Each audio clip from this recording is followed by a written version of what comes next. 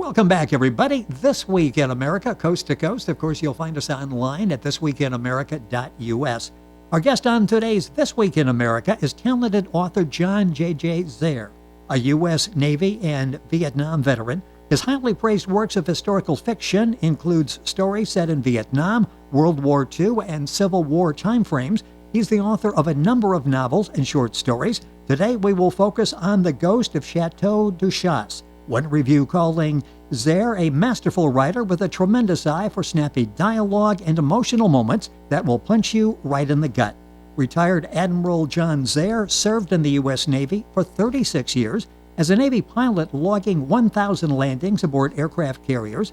During Vietnam, he flew 300 combat missions. He served as the commanding officer of the aircraft carrier USS Constellation. After retiring in 1995, he worked in the aerospace industry for 11 years, a master's degree in aeronautical engineering. John J.J. Zerr, author of The Ghost of CHATEAU Du Chasse, is our guest on This Week in America. John, welcome to the program. It's great to have you with us. Much. And, well, it's a pleasure for me to be here, too. Thanks so much for hosting me here. It is our pleasure. This is such an interesting book that's getting excellent reviews. Let's talk a little bit about some of the main characters in the book, and we'll talk a little about the storyline without giving too much away, and we'll tell people how they can get a copy of the book as well. It focuses basically on Bill Marshall. Talk about Bill and the Marshall family. They're central to this story. Right. Okay, so they're a Navy family, and Bill Marshall is an outspoken character, and he managed to get to the level of Navy captain, but his outspokenness has gotten him into trouble, and he is not expected to make to be promoted to admiral. And so he is finishing up a job and looking for one last assignment, and they're talking about sending him to the Pentagon. And what he knows of the Pentagon is you work like heck, put in long hours, and all of it to kind of help admirals look good, if you will. Yes. And but then this opportunity comes up for him to go to Europe, and he has spent most of his time in the Pacific. So he thinks, well, maybe this will be kind of interesting. While this was playing out in his life, at the same time, his wife, who has subordinated her wants and desires for 20 years to the Navy and to Bill Marshall's career, and she is working for a jury consultant as the office manager. And the office manager takes her along to a trial. And lo and behold, Kate, Bill's wife, winds up having some talent as a jury consultant in her own right. And so she gets offered a partnership in this jury consulting business. And the partnership offer comes right after, I'm sorry, I get my storyline mixed up here a little bit, but Bill's offer to go to Belgium comes a little bit later, but Bill thinks he's not going to get another promotion, and his wife gets one, so he says, I'm just going to retire, and tells his wife to go ahead and take the promotion. But then Bill's superiors will not accept his resignation because It turns out his talents fit exactly what is needed by a U.S. Army general in Belgium and the NATO organization.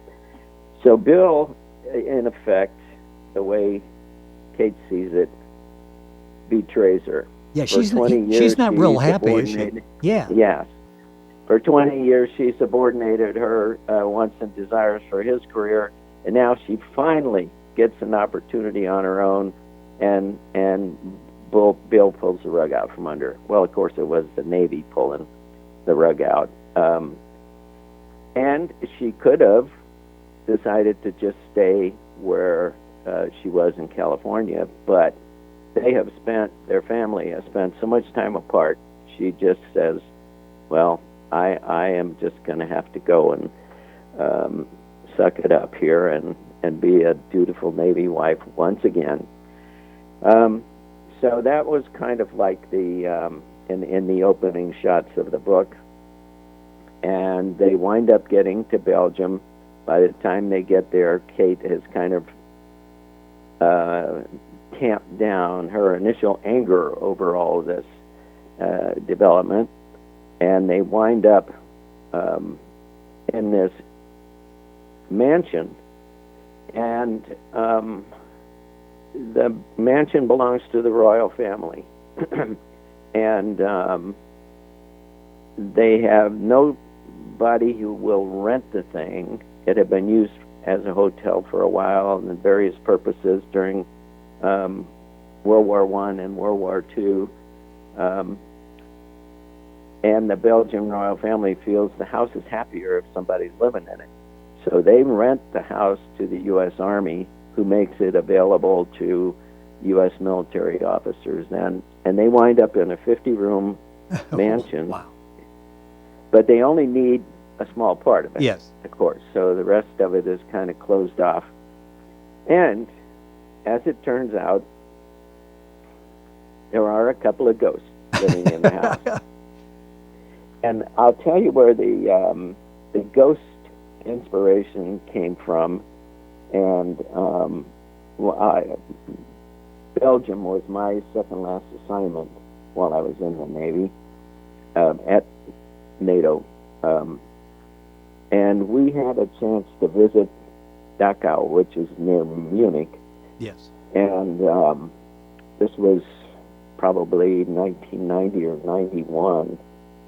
And there weren't a lot of tourists visiting Dachau at that particular point. And I tell you, you could just feel the spirits there from, what the Germans did to the Jewish people. Yes. I have since visited Auschwitz and Birkenau in the midst of a huge gaggle of tourists, and I just never got the sense of feeling those other spirits there amidst all the other living people. To me, I guess I feel like there has to be a certain amount of quietness before you get that feeling. Yes. And so that experience visiting Dachau was one of the inspirations for the story. And of course, there's the other one is a friend of mine reported into the same organization I was attached to, and he winds up almost in an exact situation like I was telling about with the chateau. And he and his wife and 3 kids occupied this 50-room place. I will tell you, the basement of this thing, they threw the greatest Halloween party down Oh, I there. can imagine. What a Yes. location. What a location to do Right. that. And I guess the other thing that kind of inspired me over there was we, of course, had members in the military organization there from all the NATO countries. And the Germans made up a fair representation of the overall staff at our headquarters. And it just seemed like every social function, or if you went to a happy hour on Friday afternoon, and you were talking, World War II always seemed to come up. And I watched the Germans and how they just kind of sort of became wallflowers until that conversation took itself on down another bunny trail, if you will. and we left the war behind, and they'd come off of the wallpaper roll and rejoin the conversation. And I just thought it was quite extraordinary how the German people, I mean, generation or two after the war, had learned to deal with this. To me, it was quite something. The book we're talking about. Oh, yes, I'm sorry. Go ahead, finish. Okay, so and another thing that has always kind of stuck in my mind about World War II was how many good guys had to die to take down one real evil one. Yes. And of course, there was more than one. But so all of those ideas were kind of rattling around in my head, and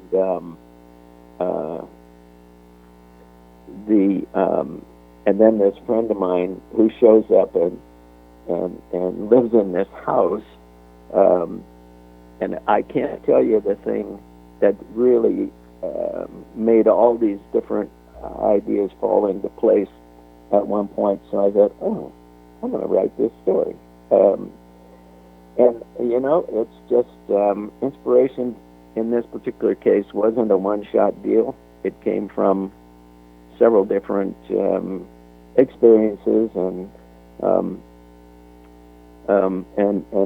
just thinking about World War II and good and evil in general, if you will.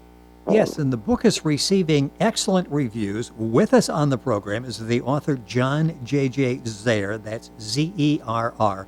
The book we're talking about is The Ghost of CHATEAU du Chasse, and that's CHASSE. Information at John's website, which is johnzerr.com. That's johnzerr.com. Book, of course, available at Amazon. And if you go to our website, thisweekinamerica.us, you can link on directly to John's website, get information there on this book and all of the books that John has written. Let's talk about the process here. Time going by way too quickly. There's so much we can talk about with your career in this particular book, but when you get all these elements together, as you say, based on some fact, and then the storytelling aspect of this comes in, how difficult was it to write and to create this this horror story, this mystery, this suspense story? You've got the easy part, you've got the facts down, and now you're building a story around it. How long did that process take you to come up with the main storyline here that's so compelling? Well, it was about a year's worth of concentrated effort. I have a gazillion bits and pieces of stories that are in my computer, and I write stuff sometimes for like a contest or anthology call out or something like this, and the thing may or may not be accepted, but I never throw any of my stuff away. It's all in there. And Fibber McGee's junk closet, if you're old enough to even know who Fibber McGee was. Yeah, I shouldn't admit that, but yeah, I know exactly who he is. So, yeah, I get the reference totally.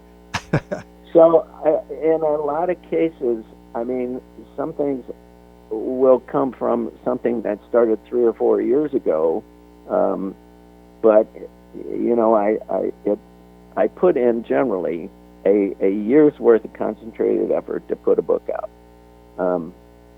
and in that, when I start, I want to have a firm idea of how it's going to end. You know, so there's got to be some image of the story here, but I don't start until I've got enough of the details worked out so I can see the end. Okay. And then I start. And I will admit, sometimes these dead burn characters that come out of wherever they come out of, they develop a mind of their own. I was going to say, you've given them a mind of their own, apparently. Yes. So it's an iterative process as it goes along. And, you know, I sat in on an interview Jeffrey Deaver did once, and he talked about his writing process, and he does something like a 200-page outline before he even starts. Yes. Now, and I can see in a mystery, you need to have things plotted out. You need to know when you're going to disclose clues and all of that sort of thing. But for me, I don't spend that much time on the outline.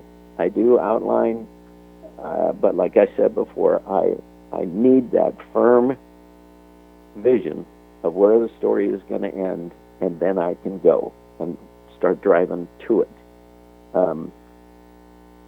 And I guess, like I said, about a year is what it takes me to get a book out. Now, the first two books I did, they took me like 3 years. But the first book, I think I want to say I put 100 beginnings on that thing before I finally said, I'm anxious to get started on my second book, and this could be,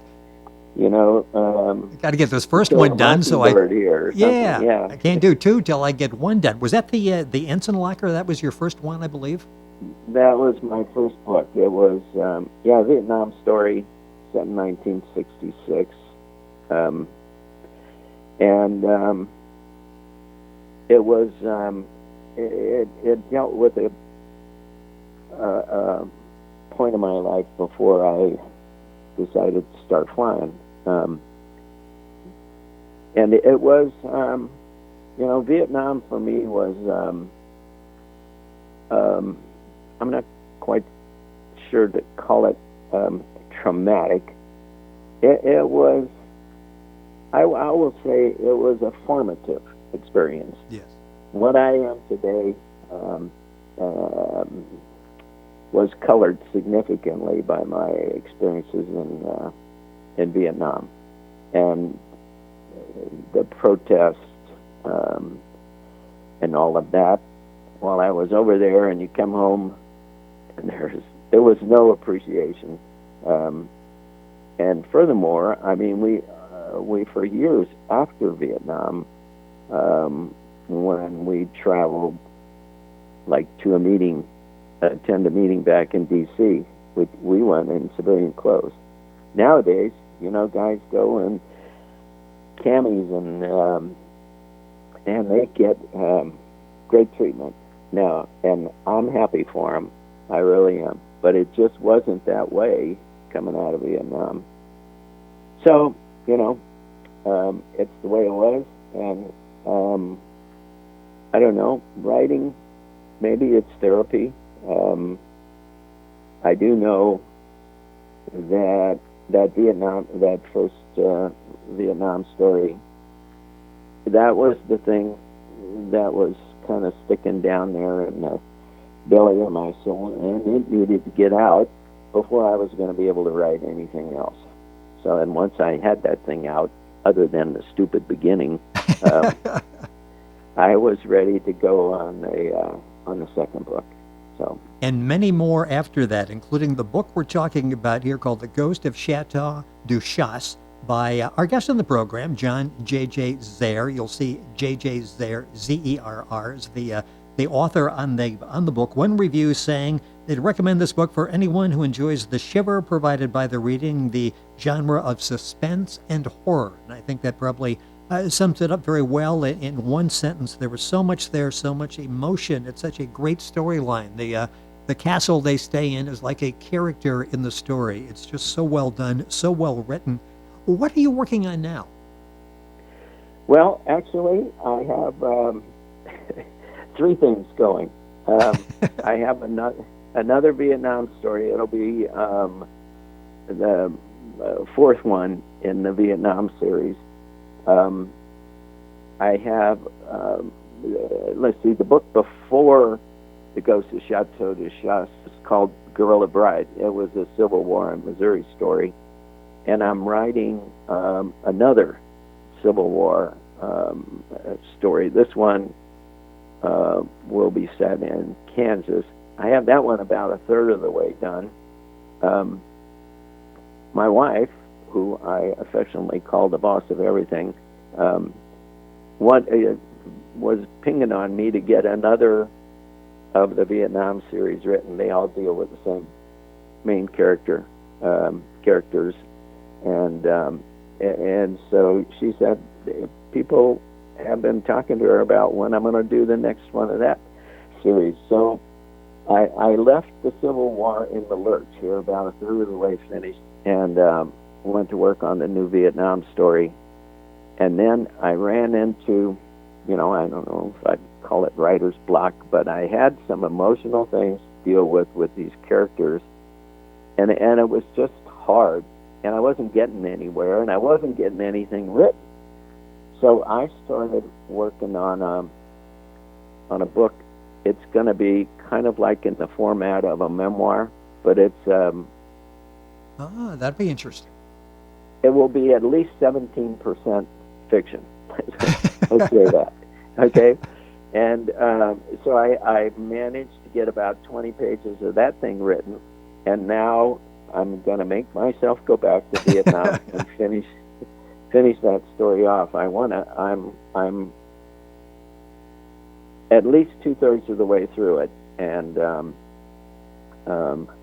so I'm ready to go back to it. But those are three things of semi-finished work sitting there in the guts of the computer, and the Vietnam story.